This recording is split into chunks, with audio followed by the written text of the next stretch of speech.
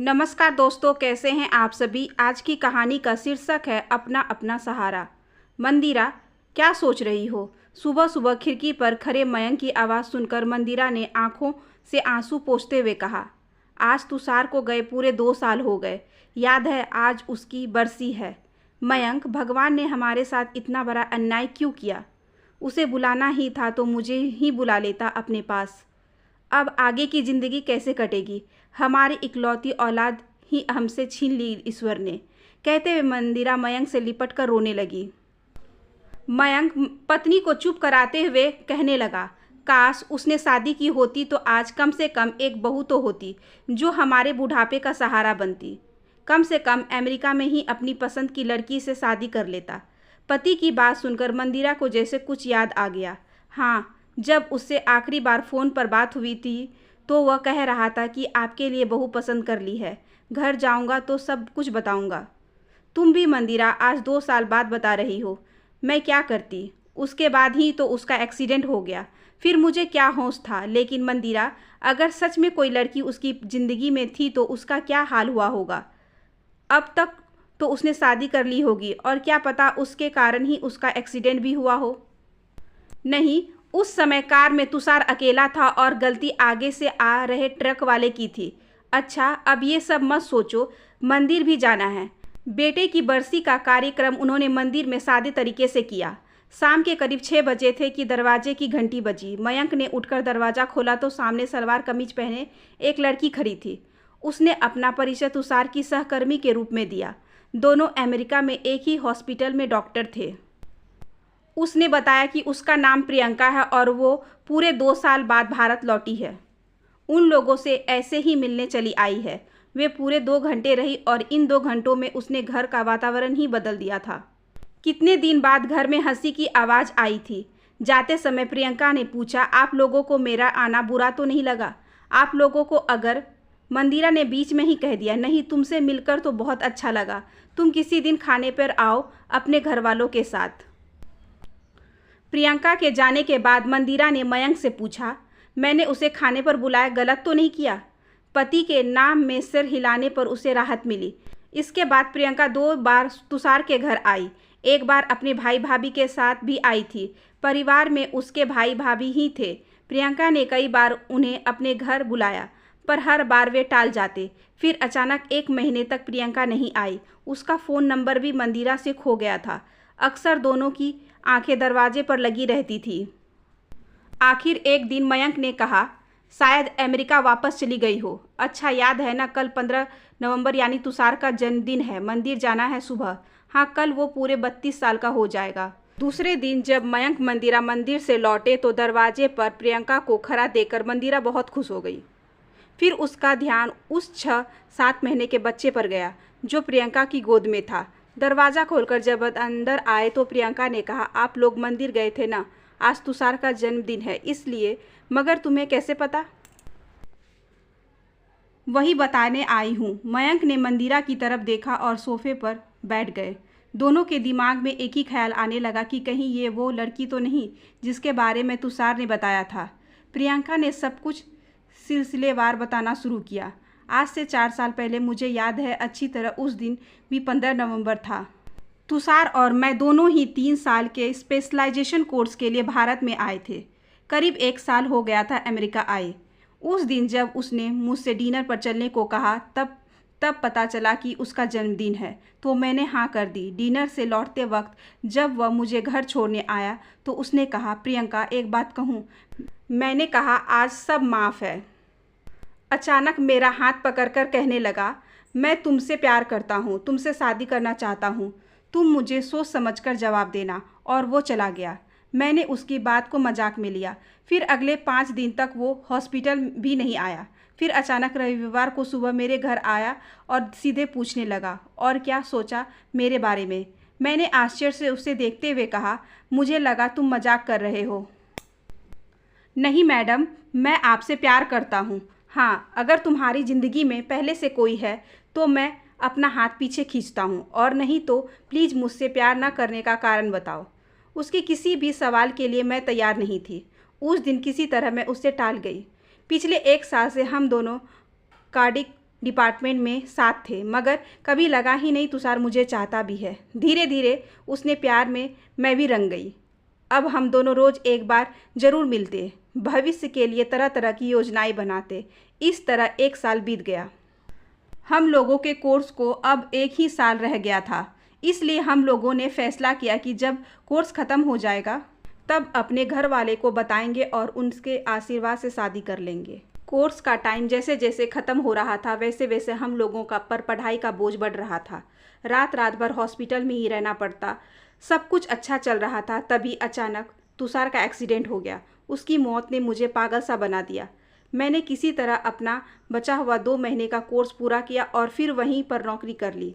कुछ समझ में नहीं आ रहा था, जिंदगी पूरी तरह बिखर गई थी। हर जगह मुझे तुषार ही नज़र आता था। उसकी यादों से भागने के लिए हॉस्पिटल में मैं 18-18 घंटे की ड्यूटी करने लगी। 6 महीने बाद हॉस्पिटल में एक दिन बेहोश हो गई तो मुझे एडमिट कर दिया गया। भारत से भैया आ गए, उन्हें वहाँ हॉस्पिटल से खबर किया गया था। कई दिनों तक बेहोश रही। जब होश आया तो पता चला कि चिंता से बीपी लो हो गया था। खून में हेमोग्लोबिन का स्तर बहुत ज़्यादा घट गया था। भैया मुझे ज़बरदस्ती भारत ले आए। यहाँ आकर भैया भाभी से मैं झूठ नहीं बोल पाई, उन्हें तुषार के बारे में बता दिया। भैया मेरा दुख देखकर दुखी रहने लगे। फिर धीरे धीरे मैं नॉर्मल हो गई। मैं भैया को परेशान नहीं कर सकती, इसलिए हमेशा हंसती रहती थी। ऐसे ही 6 महीने बीत गए। मैं एकदम ठीक हो गई थी और जीत करके वापस अमेरिका आ गई थी। पूरे 6 महीने के बाद जब दोबारा अमेरिका पहुंची तो फिर तुषार हर जगह नज़र आने लगा। हर चीज़ से उसकी यादें जुड़ी थी। घर वाले के लिए मैं तुषार को भूल गई थी, मगर सच पूछिए तो एक पल के लिए भी मैं उसे नहीं भूली थी और कभी भूल भी नहीं सकती थी। मैं बस यह सोचती थी कि आखिर सारी ज़िंदगी उसके बिना कैसे कटेगी। कभी कभी मन करता आत्महत्या कर लूँ, मगर तभी ख्याल आता कि मेरे बाद भैया भाभी का क्या होगा। आप लोगों का भी ख्याल आता था। जब भारत आई थी तो कई बार आपके घर भी आई थी, मगर कभी दरवाजे तक आने की हिम्मत नहीं हुई। एक दिन जब मैं अपने लेटर बॉक्स में लेटर देख रही थी तो एक लिफाफा मिला जिस पर तुषार का नाम था और केयर ऑफ में मेरा नाम था। अंदर आकर जब मैंने उस लिफाफे को खोला तो लेटर स्पर्म बैंक का था। उससे पता चला कि 1 साल पहले तुषार ने अपने स्पर्म बैंक में फ्रीज कराए थे। उसने शायद मेरा ही पता दिया था, तभी उसके लेटर का जवाब न मिलने पर मेरे पते पर लेटर भेज दिया गया था। मेरी समझ में नहीं आया कि आखिर तुषार को ऐसा करने की क्या ज़रूरत थी और उसने मुझे बताया भी नहीं। दूसरे ही दिन मैं स्पर्म बैंक गई। वहाँ से मुझे पता चला कि स्पर्म में फ्रीज होने का टाइम ख़त्म हो गया है। उसके प्रयोग करने या ना करने का अधिकारी कानून तौर पर तुषार मुझे बना गया था। मैंने उसकी अवधि 1 महीने और बढ़ा दी और वापस भारत आ गई। मैंने जब अपना यह फैसला किया कि मैं आर्टिफिशियल इंसेमिनेशन द्वारा तुषार के बच्चे की मां बनूंगी, भैया को सुनाया तो उन्होंने मुझे बहुत समझाया, समाज का वास्ता दिया, मगर मैं नहीं मानी। वापस अमेरिका आकर यहाँ की नागरिकता भी आसानी से मिल गई। फिर तुषार ने मुझे कानून तौर पर अपने स्पर्म का अधिकार दिया था, तो वो भी कानूनन उस बच्चे का पिता था। आखिर मैंने आर्टिफिशियल इंसेमिनेशन कर लिया। इस बीच भैया का कोई फ़ोन नहीं आया। मेरा 8वां महीना चल रहा था, तभी भाभी मेरे पास आ गई। फिर मैंने आदित्य को जन्म दिया। पूरे 3 महीने भाभी मेरे साथ थी। उन्होंने मेरे फैसले में पूरा साथ दिया। अब आदित्य पूरे 6 महीने का हो गया है। मयंक ने प्रियंका की बात सुनते ही तेज आवाज़ में कहा, तो तुम यह कहना चाहती हो कि यह बच्चा मेरे बेटे का है और तुम उसकी बिन बिहाई माँ हो, वो भी उसके मरने के 2 साल बाद। क्या तुमने हम लोगों को पागल समझ रखा है? हम लोग बूढ़े जरूर हैं, पागल नहीं। माना मेरा बेटा तुमसे प्यार करता था, मगर तुम किसी और के पाप को हमारे सिर क्यों मढ़ने आई हो? मंदिरा ने भी मयंक की हाँ में हाँ मिलाते हुए कहा, हम तुम्हें अच्छी लड़की समझते थे, मगर तुम्हारा इरादा जानकर मुझे नफरत होती है। आज के ज़माने में कोई प्यार में पागल होकर इस हद तक नहीं जा सकता। आजकल सच्चा प्यार है ही कहाँ। तुमने क्या सोचा कि हम तुम्हारी बातों में आ जाएंगे? तुम अभी चली जाओ यहाँ से। प्रियंका ने जाते जाते बस इतना कहा। मैं आदित्य को आप लोगों से मिलाने लाई थी, तुषार का प्रतिरूप दिखाने आई थी, अपना हक मांगने नहीं आई थी। मुझे तो तुषार पहले ही आदित्य के रूप में अपना हक दे गया है। मुझे कुछ नहीं चाहिए, वैसे भी मैं इसे इसलिए लाई थी कि शायद इससे आप लोगों के जीवन में फिर से खुशी आ जाए। प्रियंका ने जैसे मयंक मंदिरा के जीवन में हलचल मचा दी थी। दोनों इस बात को मानने के लिए तैयार नहीं थे कि आज के ज़माने में भी लोग प्यार के में इतना बड़ा कदम बिना किसी स्वार्थ के उठा सकते हैं। अगर उन्होंने उसे स्वीकार कर भी लिया तो क्या समाज इसे मानेगा? सुबह जब मयंक सोकर उठे तो मंदिरा बैठकर पहले का फ़ोटो एल्बम देख रही थी। तुषार जब 6 महीने का था तब का फ़ोटो देखकर वो मयंक को देखने लगी। मयंक ने देखा आदित्य एकदम वैसा ही है।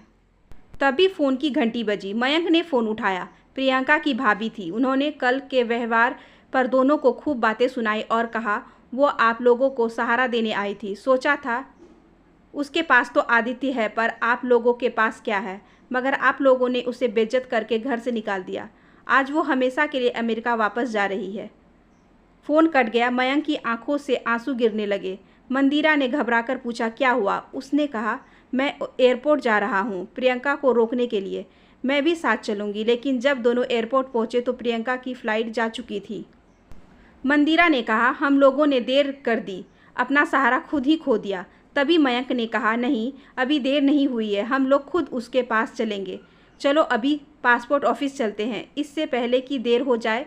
अमेरिका का वीज़ा के लिए अप्लाई करना है। और दोनों हाथ पकड़कर पासपोर्ट ऑफिस चले गए, नए उत्साह से अपना सहारा वापस लाने। आशा करती हूँ कि आज की ये छोटी सी कहानी आपको अच्छी लगी होगी। अगर अच्छी लगी हो तो please like share and subscribe करें हमारे चैनल को। ज़्यादा से ज़्यादा शेयर करें और बेल आइकन को ज़रूर प्रेस कर लें ताकि अगली वीडियोज़ की नोटिफिकेशन आपके पास सबसे पहले पहुँचे। धन्यवाद।